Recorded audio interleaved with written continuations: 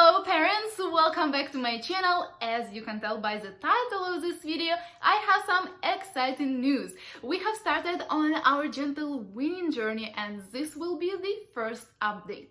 Today I am going to share how exactly did our first 6 nights of night weaning go, and yes, we decided to start our gentle weaning journey from night weaning her because you probably know that nights were our biggest issue, hence my casual look today. I'm rocking this loungewear in this video because Mama is lacking some sleep.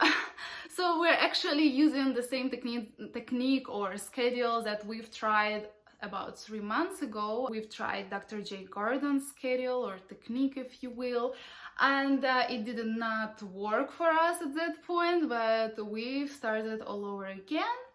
And when I was researching on this topic of night weaning, when I was looking for stories of other moms here on YouTube, I couldn't find a video where a mom would share how exactly did it go for her and her toddler night by night, what exactly was happening, which I was very curious about. And so I decided to write down every day what has been happening last night to share with other parents, because I would have loved and enjoyed a video like this when I was just about to dive in. Spoiler alert! It has been not as terrible as I imagined, so creating this video, I hope to give you some encouragement, empowerment, and give you some more confidence. If you're new here, then welcome first of all. It's so nice to have you here. My name is Karyna. I am a full-time mom, a breastfeeding mom to my 21-month-old daughter Michaela. If you want to get more familiar with our breastfeeding journey, how it started, and all those breastfeeding updates I've made, I have a playlist. I will link it up here in the cards and in the description below. You will be probably most interested in seeing the 20 months breastfeeding update and also her 21 months toddler update, where I also included a little update on breastfeeding so that you can understand where we were standing right before we started this weaning process. But besides breastfeeding topics, I also create videos on numerous other motherhood topics like toddler meal ideas, activity ideas, product reviews, and more. So if this sounds like something you'd like to watch, please consider subscribing so that you also can follow our weaning journey and hit that bell icon to get notified about a fresh video every single Thursday. And now, without further ado, let's just get into this update. So I know that it's very interesting to watch other parents' stories, but I want you to keep in mind that every child is obviously very different, and the way my toddler reacted to night weaning might not be the same way your toddler will respond. So I wanted also to remind you that my daughter is 21 months old and the age makes a huge difference, because if you've been here for a while, you probably heard me talking about us trying to night wean her already once when she was 18 months old, and that did not go well. She was clearly not ready. I shared exactly what happened in my 18 months breastfeeding update. You can watch it after this video is done. So now, 3 months later, we have seen a huge difference. The age makes a huge difference, but again, if my toddler is ready at 21 months old, that does not mean that your 18 months old is not ready or that your 30 months old is ready. So just keep that in mind, please. So I'm going to be reading from my notes here on my laptop. And if you aren't familiar with Dr. J's schedule, I will be definitely linking that article down below for you. It's a schedule for changing pattern in a family bed. And yes, if you didn't know, we have been co-sleeping this whole time. We're doing family bed kind of situation. And this particular schedule is exactly for those toddlers who are co-sleeping, which is pretty unique. So long story short, you basically need to pick 7 hours at night, which are most valuable for you. For us, it's 11 p.m. and 6 a.m. and kind of work with those hours first. The goal is to kind of gently teach her to sleep through the night, but at first sleep those 7 most valuable hours. So first 3 nights, he recommends to pick your child up during those 7 hours if she wakes up, pick her up, nurse her for a short time, and you can after walk with her, maybe rock her just a little, but the key is to make sure that your child will fall asleep in the bed. It can actually be your bed, the bed where your child have been sleeping all this time, like in our situation, or it can be a crib that is connected to your bed, or a crib in the same room, but Dr. J does not recommend at this point putting your child in a different room, at least just yet. It's gonna be much harder. So we kind of were trying to do like crib in the same room situation, but then she was ending up in our bed anyways because it is much more comfortable for her. So let's get into the night one. I have been writing down only those times when she woke up in that time frame from 11 to 6. Outside this time window, she could wake up as many times as she wants to and be nursed to sleep. That's according to Dr. J's schedule. It's not like she's been waking up a lot outside of this frame, but I just wasn't recording it really. And let's just finally dive in. So night one, I was obviously terrified, but like I said, it went pretty good, especially comparing to that first attempt of night weaning we had.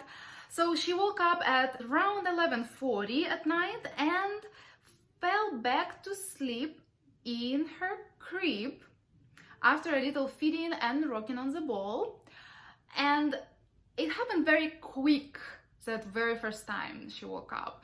It looked to me that she did fall asleep in her crib, in her actually like toddler bed. I put her there in the beginning of the night and she has no problems sleeping in there at first. So it was so quick. I just got lucky, guys, because I fed her like for 2 minutes and I wanted to make sure she doesn't fall on my in my arms. So I put her down, and usually if I would put her down so quick, she would wake up like 100%, but she didn't. So it looked to me that I did my job and she did fall asleep in the crib. So that was not very clear. But the next time she woke up, it was about 1:40 in the morning. I fed her just a little, just to make sure she doesn't do that trick on me again. And I walked with her, I talked to her, I was explaining why I'm doing this, I was cheering her up, you know, but she was definitely fussing and crying. She was very mad in the beginning, but nothing like that first attempt at 18 months, nothing like that. It was definitely much better. So I tried to put her back in her crib a couple of times when she was like already calm, and I would put her down and keep patting her on the back or talking to her, and she would fuss. I think I did like 3 attempts of putting her down in her crib, but again, she was awake. It's not like she fell back asleep in my arms. No, she was awake, but almost falling asleep, but that did not work. And I just put her back in my bed. She fussed there too, and then she went down the bed and asked to rock her on the fitness ball. I've been doing that a lot lately. But you're not supposed to do that. Like, you don't want to develop a different habit. You just don't want to get up at night every time and rock your child, a 21-month-old child.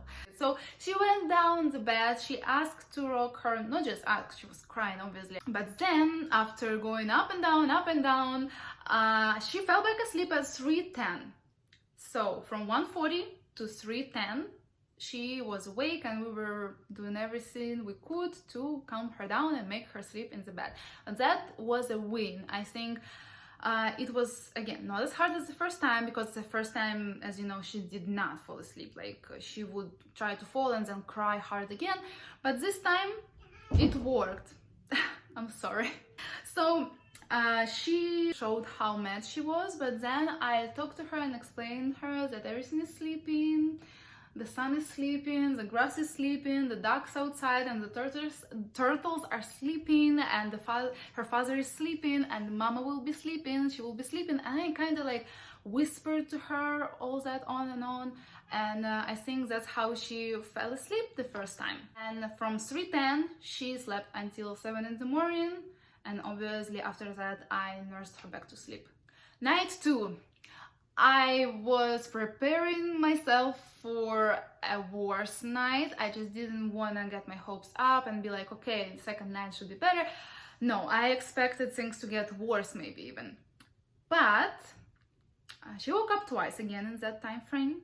First time at 12:38, I fed her a little, I walked with her a little, I tried to put her down in her bed, maybe a couple of times. She would fuss, so I put her in my bed and I would just lay with her and I told her, let's sleep, you know, everything is sleeping. Again, you know, your father is sleeping, your mom is sleeping, everything outside is sleeping. And I was like whispering it to her, maybe telling her something else, I don't really remember.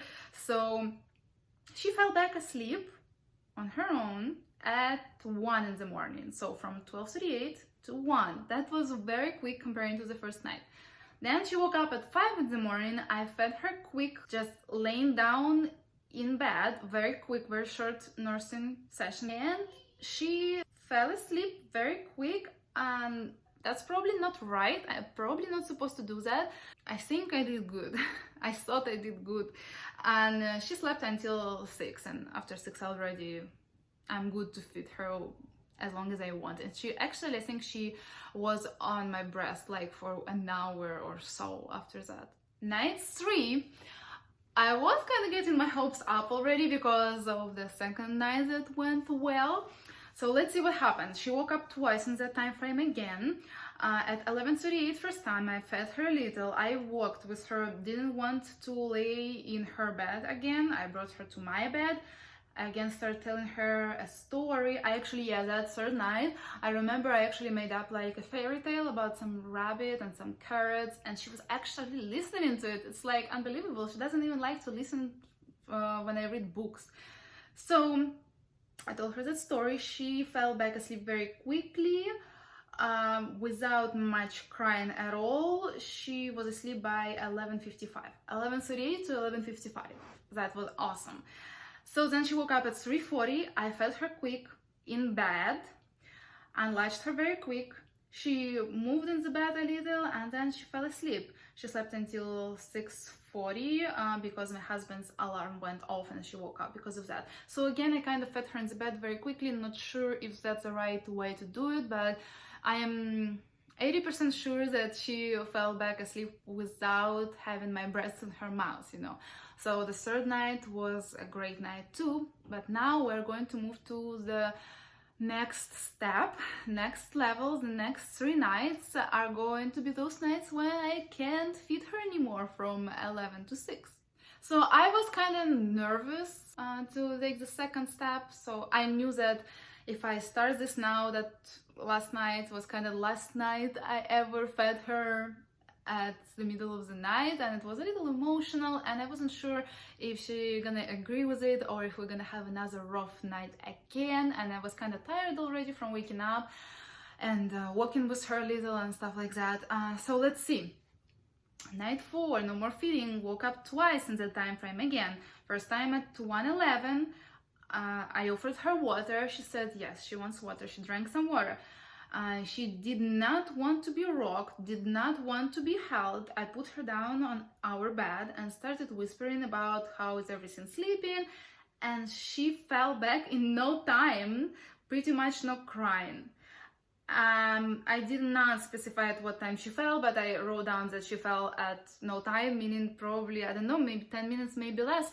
So that was great too. I was so proud of her. Actually, every morning after every night, I was telling her how proud I am of her and how I admire her really, because she showed me how mature she is. I really did not expect her to be so ready for it, and she surprised me really. So that night, she woke up again at 5:02.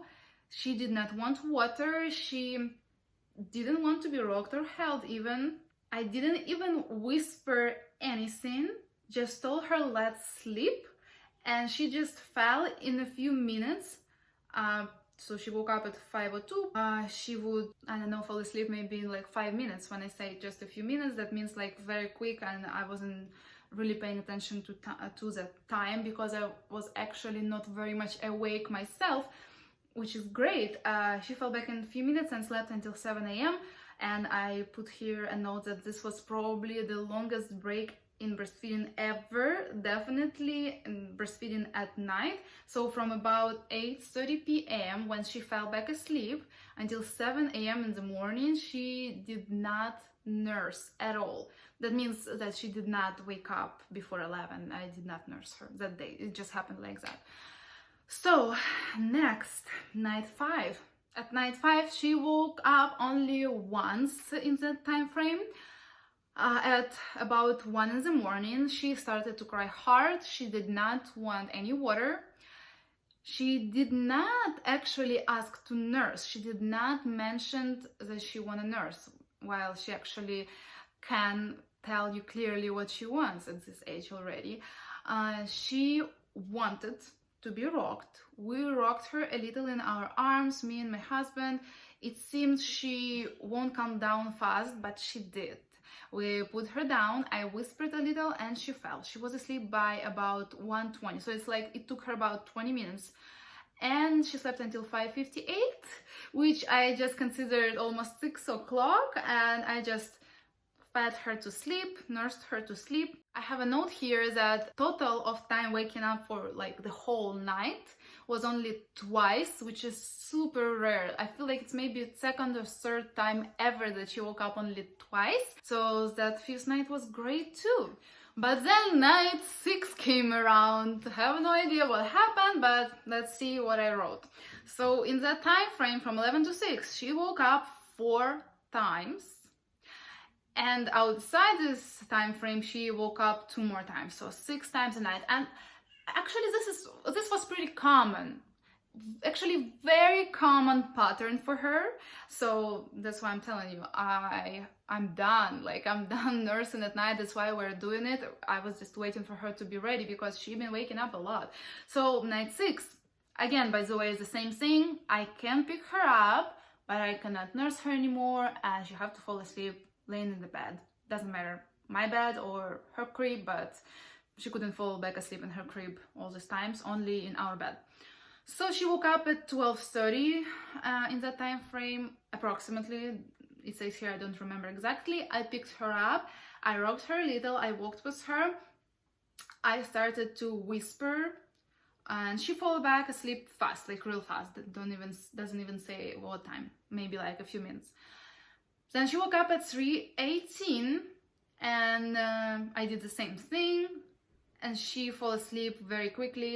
By 3:27, she was asleep. So from 3:18 to 3:27, great too, right?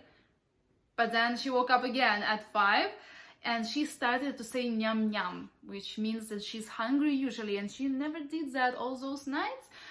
And I walked with her, I put her down, she fell. And I have been actually always offering her some water, and she refused it. And then she woke up again at 5:27, like in 20 minutes after she fell, and she kept saying nyam nyam.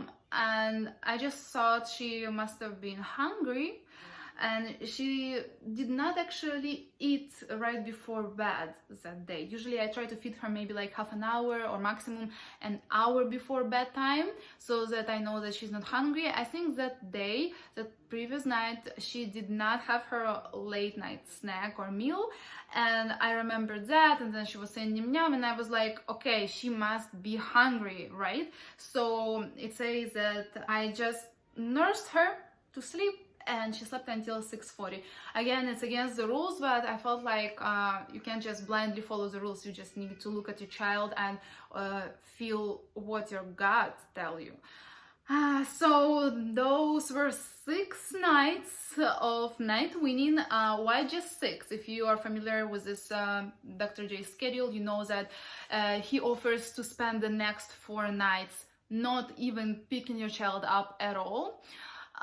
I was attempting to do that, but that night I was actually very tired myself, and I wanted to point this out. There is so much that goes into the picking the right time to do the night weaning. And one of the most important things, actually, besides your child being healthy, besides your child having no stresses, you know, no vaccination around that time, but also you as a mom being in a resource. You shouldn't be having any stress yourself. You should feel full of energy, and you should feel ready, and you should feel desire to end this. And I felt like I was kind of done by then. I was tired, didn't have enough energy, and I kind of tried to don't pick her up the next night. But I'm writing down the next nights as well. I'm not going to include it in this video, but I just wanted to say that I wrote down that I was supposed to don't pick her up that night anymore, but I didn't have a resource, like I said. So when she woke up at about 12, I tried to calm her down in her crib, because I cannot pick her up, right? But she was saying mama and crying, and she was reaching her arms to me to pick her up, and my heart was hurting to see this. So I'm clearly not ready for that, and like I said, I was just tired. I wanted to sleep. I just picked her up, I walked with her little, put her in our bed, I talked to her, whispered a little, and she fell. But then she woke up at around 5:20 and started saying yum yum again, and I just fed her. And then she slept until 7. So basically I kind of went out of the schedule, and what we're doing right now is just basically staying on that stage when I don't feed her anymore from 11 to 6. But I do pick her up, and it's kind of not easy sometimes. And then some other nights she would cry a lot and would ask to nurse, actually. But I think it might be connected to us having our family over right now, so we kind of have guests in the house, and maybe this kind of, not like stress, but it kind of brings her a little change in her life. Maybe that plays some role, or maybe she's just not ready to go to the next step. So yeah, some nights just picking her up and walking with her helps her to calm down a lot, and she couldn't fall asleep without it. At least I did not try and go with crying, you know, and stuff, because like I said, I'm not ready. But also I noticed something during the nap time right now. She wants to nurse so much. She kind of doesn't even let me go. She just wants to sleep and nurse the whole hour of her nap, and I think that might be a backlash from not nursing her at night anymore. And it tells me that she's just not ready, and I'm not ready. So I don't know if that's gonna work, but right now we're kind of stuck in that middle stage of the schedule. I don't nurse her from 11 to 6. She falls asleep in the bed, not in my arms, not by nursing. But I don't know when we're gonna proceed to the next step. We will eventually, but I see right now that we're both not ready. So stay tuned. I will definitely update you on what's going to happen next, because like I said, I am in general ready, and I have a desire to finish breastfeeding at all, but we take it step by step. Overall, the first 6 nights of night weaning a 21-month-old toddler were not as bad as I thought. So by making this video, I really hope that you got some confidence, encouragement, you got some value, it was helpful and interesting, and if so, make sure to give it a big thumbs up so that more parents can see it and get even more confident in weaning their toddlers. And also those likes give me an idea which kind of content you guys like to see, so that I can create more videos on these topics. And if you have any questions, let me know in the comments below. If you have any video suggestions for me, please also leave me a comment down below. Let me know what you think in general about our night weaning experience so far, and subscribe to my channel to be able to follow along and see the new video every single Thursday. And today I want to wish you to have a smooth weaning experience, and I'll see you next week. Bye.